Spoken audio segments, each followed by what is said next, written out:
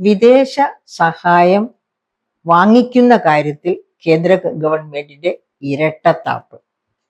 2018 കേരളം ഒരു നൂറ്റാണ്ട് കണ്ട ഏറ്റവും വലിയ പ്രളയത്താൽ ബുദ്ധിമുട്ടിലായിരുന്നു.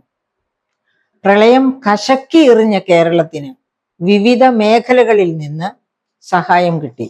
കേന്ദ്രവും സഹായിച്ചു. പക്ഷേ ഒരു കേന്ദ്ര ഗവൺമെന്റ് ഒരു ഫെഡറൽ പ്രിൻസിപ്പിളിനനുസരിച്ച് തരേണ്ടത്ര സഹായം തന്നില്ല. നമുക്ക് ആ രംഗങ്ങളൊക്കെ ഇപ്പോഴും ഇന്നത്തെ പോലെ ഓർമ്മയുണ്ട്. കുട്ടനാടിന്റെ പ്രശ്നങ്ങള്, അതുപോലെ തന്നെ അതായത് കേരളത്തിന്റെ ഒരു നല്ല ഭാഗം വെള്ളത്തിൽ മുങ്ങിയ ഒരവസ്ഥയായിരുന്നു. അതാണ് ഒരു നൂറ്റാണ്ടിലെ ഏറ്റവും വലിയ പ്രളയം എന്ന് നമ്മൾ അതിനെ വിശേഷിപ്പിക്കാൻ തന്നെ കാരണം. ഹെലികോപ്റ്റർ വഴി വേണ്ടി വന്നു പലപ്പോഴും ജനങ്ങളെ അവരുടെ ജീവൻ രക്ഷിക്കാൻ. അവരുടെ ആസ്തി, ഒരുപാട് സ്ഥാവര ജംഗമങ്ങൾ നഷ്ടപ്പെട്ടു പോയി. അങ്ങനെ വളരെയധികം ദുരന്തം അനുഭവിച്ച ഒരു ദുരന്ത മുഖത്തായിരുന്നു കേരളം 2018 പ്രളയകാലത്തും പ്രളയത്തിന് ശേഷം അതിൽ നിന്ന് ഒരു വിധത്തിൽ കരയ്ക്കടുക്കുന്നവരെയും. ആ സമയത്ത് വിദേശ സഹായം നാം ആവശ്യപ്പെട്ടു. വിദേശ സഹായം തരാൻ തയ്യാറായി ഒരുപാട് രാജ്യങ്ങൾ മുൻപോട്ട് വന്നു. പക്ഷേ കേന്ദ്രം അത് അനുവദിച്ചില്ല. അങ്ങനെ കേന്ദ്രം അനുവദിക്കാതിരുന്നത് കൊണ്ട് തന്നെ കേരളത്തിന് ആ വലിയ ഒരു സോഴ്സ് ആണ് നഷ്ടപ്പെട്ടത്. വലിയ സോഴ്സ് എന്ന് പറഞ്ഞാൽ കേരളത്തിന് ഉയർത്തെഴുന്നേൽക്കാൻ പറ്റുമായിരുന്ന സോഴ്സ്, വലിയ കൈത്താങ്, അതാണ് നഷ്ടപ്പെട്ടത്. അത് നഷ്ടപ്പെട്ടത് 3,56,00,000 ജനങ്ങളാണ് ആ നിഷേധം, അതായത് വിദേശ സഹായം നിഷേധിക്കുന്നു എന്നുള്ളതിന്റെ ഇരകളായി തീർന്നത്. ഇവിടുത്തെ കേരളത്തിലെ ജനസംഖ്യ 3,56,00,000 എന്ന് സെൻസസ് അനുസരിച്ച് പറഞ്ഞിട്ടില്ല. പക്ഷെ അതാണ് ഇപ്പോൾ കാണുന്ന റിപ്പോർട്ടുകളിലൊക്കെ ഉള്ളത്. അപ്പൊ 2018 ഏകദേശം അതിനടുത്ത്, കാരണം ഇപ്പൊ നമ്മുടെ പോപ്പുലേഷൻ ഡിക്ലൈനിങ് പോപ്പുലേഷൻ ആണ്. അത് കാരണം കൊണ്ട് ആ സമയത്തും ഏകദേശം അത്രയൊക്കെ പോപ്പുലേഷൻ ഉണ്ടായിരുന്നു എന്ന് നമുക്ക് വിചാരിക്കാം. ഓക്കെ, അപ്പൊ അങ്ങനെയുള്ള ഒരവസ്ഥ കേരളം പിന്നിട്ടു. അതിപ്പോ 2025 ആകുന്നു. ഇപ്പോഴിതാ മഹാരാഷ്ട്ര അതുപോലെ ഒരു അത്രയും തിക്തമായ, അത് കേരളം കടന്നു പോകുന്നത് പോലെ ഭീകരമായ ഒരു പ്രളയാന്തരീക്ഷം മഹാരാഷ്ട്രയിൽ ഉണ്ടായിട്ടില്ല. എന്നിട്ട് പോലും മഹാരാഷ്ട്രയ്ക്ക് വിദേശ സഹായം സ്വീകരിക്കുവാനുള്ള അനുവാദം കൊടുത്തിരിക്കുന്നു. അതാണ് ഇരട്ടത്താപ്പ് എന്ന് പറയുന്നത്. ഒരു ഫെഡറൽ സംവിധാനത്തിൽ നമുക്കറിയാം, നമ്മുടെ ഫെഡറൽ സംവിധാനത്തിൽ 28 സംസ്ഥാനങ്ങളും 7ഓളം യൂണിയൻ ടെറിട്ടറികളുമാണുള്ളത്. ഇവയെല്ലാം കോൺസ്റ്റിറ്റ്യൂഷൻ അനുസരിച്ച് കേന്ദ്ര ഗവൺമെന്റ് ഒരു ഫെഡറൽ പ്രിൻസിപ്പിൾസില് സമശീർഷരാണ്. അതായത് കേന്ദ്രവും സംസ്ഥാനങ്ങളും യൂണിയൻ ടെറിട്ടറീസും സമശീർഷരാണ്. അതല്ലാതെ ഏതെങ്കിലും ഒന്നിന് കൊടുക്കുന്നത് മറ്റൊന്നിന് കൊടുക്കാതിരിക്കുക, അല്ലെങ്കിൽ അങ്ങനെയുള്ള വ്യത്യാസങ്ങൾ, പക്ഷാഭേദം കാണിക്കുക, അത് ഒരു കാരണവശാലും നമ്മുടെ കോൺസ്റ്റിറ്റ്യൂഷൻ അനുവദിക്കുന്ന കാര്യമല്ല. അത് കോൺസ്റ്റിറ്റ്യൂഷണൽ അല്ല തന്നെ. അങ്ങനെയുള്ള ഒരു സാഹചര്യത്തിലാണ് ഇങ്ങനെ ഇന്ത്യയിൽ സംഭവിക്കുന്നത്. അപ്പൊ നമുക്ക് ഒന്ന് ആലോചിച്ച് നോക്കാം, എന്തുകൊണ്ടാണ് ഇന്ത്യക്ക് ധാരാളം വിദേശ സഹായം ലഭ്യമാകാനുള്ള സാധ്യത ഉരുത്തിരിഞ്ഞു വന്നത്? 2022 UN പുറത്തുവിട്ട കണക്കനുസരിച്ച് ലോകത്തെ ഏറ്റവും കൂടുതൽ എമിഗ്രൻസ് ഉള്ള രാജ്യം ഇന്ത്യയാണ്. കാരണം ലോകത്ത് പല രാജ്യങ്ങളിലേക്കുമായിട്ട് ഇന്ത്യയിൽ നിന്ന് മൈഗ്രേറ്റ് ചെയ്തിട്ടുള്ളതാണ് 22%. ആകെ മൈഗ്രൻസിൽ 22% പേർ ഇന്ത്യയിൽ നിന്നാണ്. ആ ഇന്ത്യയിൽ നിന്നുള്ള മൈഗ്രൻസിൽ 1-ാം സ്ഥാനം ഇന്ത്യക്കാണ്. അങ്ങനെ 1-ാം സ്ഥാനത്തുള്ള ഇന്ത്യയിൽ നിന്ന് 1-ാം സ്ഥാനത്ത് കേരളമാണ് നിൽക്കുന്നത്. ഏറ്റവും കൂടുതൽ മൈഗ്രേഷൻ നടന്നിട്ടുള്ളത് കേരളത്തിൽ നിന്നാണ്. അതായത് ഇന്ത്യയിൽ നിന്നുള്ള ആകെ മൈഗ്രേഷന്റെ 19% കേരളത്തിൽ നിന്നാണ്.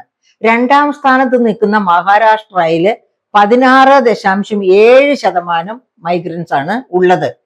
പക്ഷേ മഹാരാഷ്ട്രയ്ക്കാണ് കൂടുതൽ വരുമാനം, റെമിറ്റൻസസ്. കാരണം എന്താണ്? മഹാരാഷ്ട്രയിൽ നിന്നാണ് കൂടുതൽ ഹൈലി ക്വാളിഫൈഡ് ആയിട്ടുള്ള മൈഗ്രൻസ് തൊഴിൽ തേടി മറ്റ് രാജ്യങ്ങളിലേക്ക് പോയിട്ടുള്ളത്. അതേസമയത്ത് കേരളത്തിൽ നിന്ന് അങ്ങനെ ഹൈലി ക്വാളിഫൈഡ് ആയിട്ടുള്ള ഹൈടെക് മൈഗ്രൻസ് ധാരാളമുണ്ട്. അതേ സമയത്ത് low skilled, unskilled, semi skilled ആയിട്ടുള്ളവരും ഗൾഫ് കൺട്രീസിലേക്കൊക്കെ മൈഗ്രേറ്റ് ചെയ്തിട്ടുണ്ട്. അപ്പൊ അവരുടെയൊക്കെ വരുമാനം കുറവാണ്. അതുകൊണ്ടാണ് റെമിറ്റൻസസ് കേരളത്തിന് കുറവാകുന്നത്. മൈഗ്രേഷൻ കേരളത്തിൽ നിന്നാണ് കൂടുതൽ എങ്കിലും. അപ്പൊ അങ്ങനെയുള്ള ഒരു കാലഘട്ടത്തിലാണ് നമ്മൾ നിൽക്കുന്നത്. ആ കാലഘട്ടത്തിൽ നിൽക്കുന്ന സമയത്താണ് നമുക്ക്, അതുകൊണ്ട് എന്ന് വെച്ചാൽ നമ്മൾക്ക് ഈ മലയാളികൾ ഹൈലി ടെക്നിക്കലി ക്വാളിഫൈഡ് ആയിട്ടാണെങ്കിലും, അതായത് ലോ സ്കിൽഡ് ആണെങ്കിലും അൺസ്കിൽഡ് ആണെങ്കിലും, അവർ ചെല്ലുന്ന രാജ്യത്തൊക്കെ അവരുടെ സംഭാവന, കേരളത്തിൽ മടിയന്മാരും മടിച്ചികളുമാണെങ്കിലും വെളിയിൽ ചെന്ന് കഴിഞ്ഞാൽ അകമഴിഞ്ഞ് സേവനം നടത്തുന്ന സ്വഭാവമാണ് മലയാളികൾക്കുള്ളത്. അപ്പൊ അതുകൊണ്ട് തന്നെ അവരൊക്കെ പ്രവർത്തിക്കുന്ന ഏത് രാജ്യക്കാർക്കും ഗവൺമെന്റുകൾക്കും മലയാളക്കരയ്ക്ക് അല്ലെങ്കിൽ കേരളത്തിന് സഹായം കൊടുക്കാൻ സന്തോഷമാണ്. അങ്ങനെയാണ് 2018 ധാരാളം വിദേശ സഹായം കിട്ടാൻ അർഹതയുള്ള രീതിയിൽ അവരെല്ലാം സഹായത്തിന് ഗവൺമെന്റുകൾ, അവിടുത്തെ നമ്മുടെ വിദേശ മലയാളികളല്ല, അവരൊക്കെ വർക്ക് ചെയ്യുന്ന ഒരുപാട് ഗവൺമെന്റുകൾ നമ്മളെ സഹായിക്കാനായിട്ട് തയ്യാറായി മുന്നോട്ട് വന്നു. പക്ഷേ കേന്ദ്ര ഗവൺമെന്റ് അത് അനുവദിച്ചില്ല. അപ്പൊ അവിടെ ഇപ്പോ ഭരിക്കുന്ന BJPയോട് ആഭിമുഖ്യമുള്ള BJPയുടെ ഒരു ചേരുവയായിട്ടുള്ള ഗവൺമെന്റ് ഭരിക്കുന്ന മഹാരാഷ്ട്രയ്ക്ക് ഈ സൗകര്യം കൊടുക്കുകയും അന്ന് 2018 LDF ഭരിച്ചിരുന്ന കേരളത്തിന് ഇത് നിഷേധിക്കുകയും ചെയ്തു എന്നുള്ളത് തീർച്ചയായിട്ടും ചോദ്യം ചെയ്യപ്പെടേണ്ട, കോടതി തന്നെ തീരുമാനിക്കേണ്ട ഒരു കേസാണ്. ഇതിലെ പക്ഷാഭേദം യാതൊരു കാരണവശാലും അംഗീകരിച്ചു കൊടുക്കാൻ പറ്റുന്നതല്ല. ഇതുപോലെ തന്നെ നമ്മൾ നോക്കുകയാണെങ്കിൽ ഒരുപാട് കാരണങ്ങളുണ്ട് ഫെഡറൽ സംവിധാനത്തിന് പാര വെച്ചുകൊണ്ട് കേന്ദ്ര ഗവൺമെന്റ് തന്നെ കാര്യങ്ങൾ നടപ്പാക്കുന്നത്. അതിലൊന്നാണ് 15ാം ധനകാര്യ കമ്മീഷൻ. 15ാം ധനകാര്യ കമ്മീഷനിൽ എന്താ ചെയ്തത്? ധനകാര്യ കമ്മീഷൻ, അതായത് സെൻട്രൽ പൂള്. എന്താണ് ഈ സെൻട്രൽ പൂൾ എന്ന് പറയുന്നത്? കേന്ദ്ര ഗവൺമെന്റ് പിരിച്ചെടുക്കുന്ന നികുതികൾ. ഏതൊക്കെ നികുതികളാണ്? Personal income tax, corporate income tax, central excise, customs. ഇതാണ് 4 പ്രധാനപ്പെട്ട വരുമാന മാർഗങ്ങൾ കേന്ദ്രത്തിനുള്ളത്. ആ 4, അതുകൂടാതെ GST ഉണ്ട് കേട്ടോ, 50%. അത് പക്ഷെ ഇൻഡയറക്റ്റ് ടാക്സസ് ആണ്. ഡയറക്റ്റ് അത് കേന്ദ്രവും സംസ്ഥാനവും ഒന്നിച്ച് പങ്കിടുകയാണ്. അപ്പൊ ഈ ഡയറക്റ്റ് ടാക്സസ് ഒക്കെ കളക്ട് ചെയ്യുന്നത് കേന്ദ്ര ഗവൺമെന്റ് ആണ്. അതാണ് സെൻട്രൽ പൂൾ എന്ന് പറയുന്നത്. ഈ സെൻട്രൽ പൂളിൽ നിന്നാണ് ഫിനാൻസ് കമ്മീഷൻ മാനദണ്ഡങ്ങൾ അനുസരിച്ച് സംസ്ഥാനങ്ങൾക്ക് അവരുടെ വിഹിതം കൊടുക്കുന്നത്. അങ്ങനെ ആ സെൻട്രൽ പൂളിട്ടാണ് കേന്ദ്ര ഗവൺമെന്റ് ഇപ്പോൾ കളിച്ചുകൊണ്ടിരിക്കുന്നത്. അതായത് സെൻട്രൽ പൂളിൽ നിന്ന് കൊടുക്കേണ്ട മാനദണ്ഡങ്ങളിൽ മാനിപ്പുലേഷൻ വരുത്തുക. എന്തൊക്കെ മാനിപ്പുലേഷൻസ് ആണ് കേന്ദ്ര ഗവൺമെന്റ് വരുത്തിയത്? ആദ്യം തന്നെ 1971 പോപ്പുലേഷൻ സെൻസസ് അനുസരിച്ചുള്ള പോപ്പുലേഷൻ ആണ് 14ാം ധനകാര്യ കമ്മീഷൻ വരെയുള്ള എല്ലാ കമ്മീഷൻസും സ്വീകരിച്ചിരുന്നത്. പക്ഷേ എന്ത് ചെയ്തു? പിന്നെ 15ാം ധനകാര്യ കമ്മീഷൻ ആയപ്പോ 2014 മോദി ഭരണത്തിൽ വന്നതിന് ശേഷം 15ാം ധനകാര്യ കമ്മീഷനോട് പറഞ്ഞിരിക്കണം, എനിക്ക് അറിഞ്ഞുകൂടാ നേരിട്ട്, പക്ഷെ പറഞ്ഞാലേ ഇങ്ങനെ സംഭവിക്കൂ. 2011 പോപ്പുലേഷൻ പിന്നെ ബേസ് ആയിട്ട് എടുക്കാൻ. അങ്ങനെ എടുത്തപ്പോൾ എന്താ സംഭവിച്ചത്? അങ്ങനെ എടുത്തപ്പോഴേക്കും ഗവൺമെന്റ് ഓഫ് ഇന്ത്യ 1970 കൊണ്ടുവന്ന പോപ്പുലേഷൻ നയം എന്തായിരുന്നു? പോപ്പുലേഷൻ നയം പോപ്പുലേഷൻ കുറച്ചു കൊണ്ടുവരിക.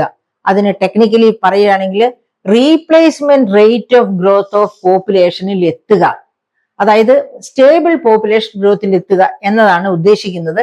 കൂടുതൽ പറയാൻ അറിയാം, പക്ഷെ സമയം വെറുതെ കളയണ്ടെന്ന് വിചാരിച്ച്, അതായത് നിങ്ങളുടെ സമയം മെനക്കെടുത്തരുതെന്ന് വിചാരിച്ച് ഞാൻ അത് പറയുന്നില്ല. അപ്പം ഈ പോപ്പുലേഷൻ ഇങ്ങനെ 1971 പോപ്പുലേഷൻ ബേസ് 2011 ഷിഫ്റ്റ് ചെയ്തപ്പോ എന്ത് സംഭവിച്ചു? പോപ്പുലേഷൻ പോളിസി ഗവൺമെന്റ് ഓഫ് ഇന്ത്യയുടെ ഒരു വളരെ പ്രധാനപ്പെട്ട പോപ്പുലേഷൻ പോളിസിയാണ്. അതായത് ഇന്ത്യയിൽ പോപ്പുലേഷൻ എക്സ്പ്ലോഷൻ ഉണ്ടാകാതിരിക്കാൻ പോപ്പുലേഷൻ കുറച്ചു കൊണ്ടുവരിക, പട്ടിണി അകറ്റുക, ഡെവലപ്മെന്റ് സാധ്യമാകുക, GDP വളരുക, പെർ ക്യാപിറ്റ ഇൻകം വളരുക, ഇത്തരം ലക്ഷ്യങ്ങൾ വെച്ചാണ് പോപ്പുലേഷൻ കുറച്ചു കൊണ്ടുവരുന്നത്. അങ്ങനെ കൊണ്ടുവന്ന ആ പോപ്പുലേഷൻ പോളിസി ഫോളോ ചെയ്ത തെക്കേ ഇന്ത്യൻ സംസ്ഥാനങ്ങൾ അവരൊക്കെ വിക്ടിംസ് ആയി ഈ ഒറ്റ മാറ്റം കൊണ്ട്. അതായത് 1971 പോപ്പുലേഷൻ ബേസ് മാറ്റി 2011 പോപ്പുലേഷൻ ബേസ് എടുത്തപ്പോഴേക്കും കേരളത്തിന്റെ കാര്യം മാത്രം എടുക്കാം. 1971 കേരളത്തിന്റെ പോപ്പുലേഷൻ ഇന്ത്യയുടെ പോപ്പുലേഷന്റെ 3.83% അത് 2011 പോപ്പുലേഷൻ ആയപ്പോഴത്തേക്കും 2.71 കുറഞ്ഞു. അപ്പൊ ആദ്യത്തെ നോം കൊണ്ട് തന്നെ നമുക്കുള്ള വിഹിതം കുറഞ്ഞു. ഇതുപോലെ എല്ലാ തെക്കേ ഇന്ത്യൻ സംസ്ഥാനങ്ങളുടെയും വിഹിതം കുറഞ്ഞു. ഇനി അത് 2, 3 ഇനിയുള്ള നോംസ് എല്ലാം പറയാം. പക്ഷെ എല്ലാ നോംസിലേക്കും ഞാൻ പോകുന്നില്ല. അതിനെതിരായിട്ട് കേരളവും മറ്റ് തെക്കേ ഇന്ത്യൻ സംസ്ഥാനങ്ങളും ഒക്കെ പ്രസിഡന്റിന്റെ അടുത്ത് മെമ്മോറാണ്ടം കൊടുക്കുകയും ഒക്കെ ചെയ്തു. അങ്ങനെയാണ് കുറച്ചൊക്കെ മാറ്റങ്ങൾ വരുത്തിയത്. അങ്ങനെയൊക്കെ മാറ്റങ്ങൾ വരുത്തേണ്ട ഒരു അവസ്ഥ, അതിലേക്കാണ് ഞാൻ വരുന്നത്. കേന്ദ്ര ഗവൺമെന്റ്, അതായത് ബഹുമാനപ്പെട്ട പ്രധാനമന്ത്രി തന്നെ ഈ ഫിനാൻസ് കമ്മീഷനുമായിട്ട് ഡീൽ ചെയ്തതിന്റെ ഫലമാണ് എന്ന് നീതി ആയോഗിൽ നിന്ന് റിസൈൻ ചെയ്ത് അമേരിക്കയിലേക്ക് തിരിച്ചുപോയ അനന്ത് സുബ്രഹ്മണ്യൻ തന്നെ ആർട്ടിക്കിൾ വഴിയായിട്ട് എഴുതിയിട്ടുണ്ട്. ആ ആർട്ടിക്കിൾ ഞാൻ വായിച്ചിട്ടുണ്ട്. അപ്പൊ ഇതൊക്കെ കൊണ്ടാണ് അദ്ദേഹം പിണങ്ങി എന്ന് വെച്ചാൽ അദ്ദേഹത്തിന് അറിയാം ഇതൊന്നും നീതിയുക്തമല്ലെന്ന്. അങ്ങനെ അറിഞ്ഞുകൊണ്ട് അങ്ങനെ പല കാര്യങ്ങളും നീതി ആയോഗിൽ നടന്നതുകൊണ്ടാണ് അദ്ദേഹം തിരിച്ച് തന്റെ സ്വന്തം ലാവണത്തിലേക്ക് പോയത്. ഇപ്പൊ 16ാം ധനകാര്യ കമ്മീഷന്റെ ചെയർമാനായിട്ട് വന്നിരിക്കുന്ന പനഗാരിയ, പുള്ളിയും ഇതുപോലെ തന്നെ നീതി ആയോഗിൽ ഉണ്ടായിരുന്നു. അവിടെ നിന്നാണ് കാലം പൂർത്തിയാകുന്നതിന് മുൻപ് തിരിച്ചു പോയത്. ഇപ്പൊ വീണ്ടും ഫിനാൻസ് കമ്മീഷൻ ചെയർമാനായിട്ട് വന്നിരിക്കുന്നു. അതുകൊണ്ട് വീണ്ടും നമ്മൾ ശ്രദ്ധിക്കണം, അദ്ദേഹത്തിന്റെ ശ്രദ്ധയിൽ ഇത്തരം കാര്യങ്ങളൊക്കെ പെടുത്തണം. ശക്തമായ രീതിയിൽ പ്രതിഷേധം സംസ്ഥാനങ്ങളുടെ. അപ്പൊ അതാണ് ഒന്നാമത്. അതായത് ഫിനാൻസ് കമ്മീഷൻ നോംസ് മാനിപ്പുലേറ്റ് ചെയ്ത് ഇഷ്ടമില്ലാത്ത സംസ്ഥാനങ്ങളുടെ ഷെയർ കുറയ്ക്കുക, അതാണ്. അതുപോലെ തന്നെ അതിലെ മറ്റു നോംസ് പറഞ്ഞാൽ ഇതിനേക്കാളും വെനമസ് ആയിട്ട് ഉള്ള ആക്ടിവിറ്റീസ് ആണെന്ന് നമുക്ക് തോന്നും. അതിലേക്ക് ഞാൻ ഇനി ഇപ്പൊ കിടക്കുന്നില്ല. അപ്പൊ അതൊന്ന്. പിന്നെ ഇനി വേറൊരു മാർഗം കേന്ദ്രം ഉപയോഗിക്കുന്നത് സെൻട്രലി സ്പോൺസേർഡ് സ്കീംസ് എന്ന് പറഞ്ഞിട്ട് സെൻട്രൽ ഗവൺമെന്റ് സംസ്ഥാന ഗവൺമെന്റും കൂടി പങ്കിട്ട് ചെലവഴിക്കുന്ന ഒരുപാട് സ്കീംസ് ഉണ്ട്. അത് UPA ഗവൺമെന്റ് കാലത്ത് 68 സ്കീംസ് ഉണ്ടായിരുന്നു. ആ സ്കീംസിനെ എല്ലാം ചുരുക്കി അംബ്രല്ല സ്കീംസ് എന്ന് പറഞ്ഞ് 28 ആക്കി കുറച്ചു BJP ഗവൺമെന്റ് 2014 ശേഷം 28 സ്കീംസ് ആക്കി. UPA ഗവൺമെന്റിന്റെയും അതായത് ഇതിന്റെ ആരംഭകാലം മുതൽ കോൺഗ്രസ് ഗവൺമെന്റുകൾ ഭരിച്ച കാലത്തൊക്കെ 60:40 ആയിരുന്നു ഒട്ടുമിക്ക സ്കീംസിന്റെയും. Central government 60%, 40% സംസ്ഥാനങ്ങള്. അതിന് പകരം ഇവരെന്ത് ചെയ്തു?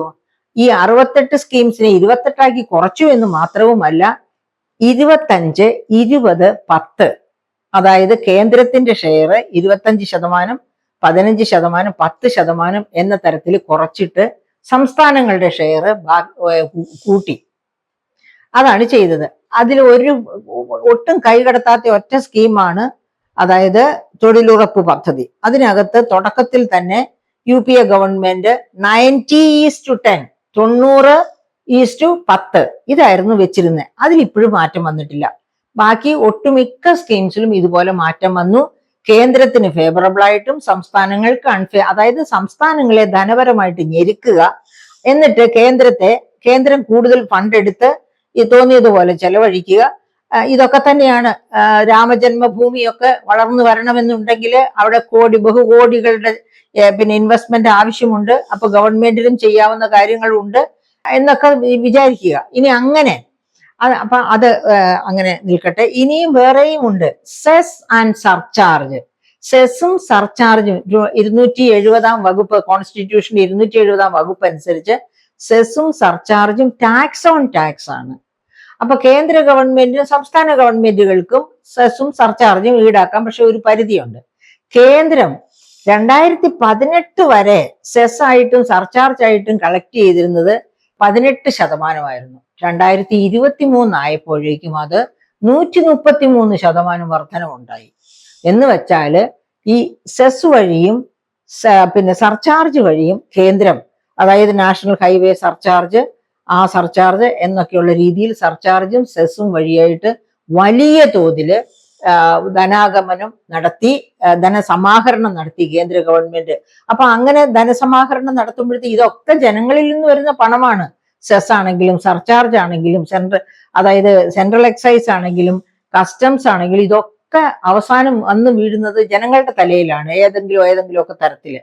അപ്പൊ ഇങ്ങനെ ജനങ്ങളിൽ നിന്ന് പിരിച്ചെടുക്കുന്ന ഒരുപാട് ഫണ്ട് കേന്ദ്രം തന്നെ സമാഹരിച്ചു കൊണ്ടുപോകുമ്പോൾ സംസ്ഥാനങ്ങൾക്ക് പങ്കിടാൻ അതിൽ നിന്ന് കുറവേ കിട്ടുള്ളൂ. അവിടെയാണ് നമ്മൾ പറഞ്ഞ ഡിസ്റ്റോഷണറി പ്രിൻസിപ്പിൾസ്, അതായത് എന്താ പറയുക, പിടിച്ചു വാങ്ങുക, സംസ്ഥാനങ്ങളിൽ നിന്ന് പിടിച്ചു പറിക്കുന്ന ആ സ്വഭാവം അതും ഈ കേന്ദ്ര ഗവൺമെന്റിന് ഉണ്ട്. അപ്പൊ ആ തരത്തിലൊക്കെ ഉള്ള നയങ്ങൾ ഫോളോ ചെയ്യുന്ന ഒരു കേന്ദ്ര ഗവൺമെന്റ് ആണ് ഇപ്പോ ഇന്ത്യയെ ഭരിച്ചുകൊണ്ടിരിക്കുന്നത് എന്ന് മുഖവുരയില്ലാതെ തന്നെ പറയേണ്ടതാണ്. ഇതിനെ ശക്തമായിട്ട് എല്ലാ സംസ്ഥാനങ്ങളും ഒന്നിച്ചു നിന്ന് എതിർക്കേണ്ടതാണ്. കാരണം കോൺസ്റ്റിറ്റ്യൂഷൻ അതിനുള്ള അവകാശവും അവസരവും ജനങ്ങൾക്ക് നൽകുന്നുണ്ട്. കോൺസ്റ്റിറ്റ്യൂഷൻ ഇത്തരം തിരിമറികൾ ഒരിക്കലും ടോളറേറ്റ് ചെയ്യാൻ ജനങ്ങളോട് പറയുന്നില്ല, വോട്ടേഴ്സിനോട് പറയുന്നില്ല. ഇത് പാടില്ല എന്നാണ് കോൺസ്റ്റിറ്റ്യൂഷൻ അടിവരയിട്ട് പറഞ്ഞിരിക്കുന്നത്.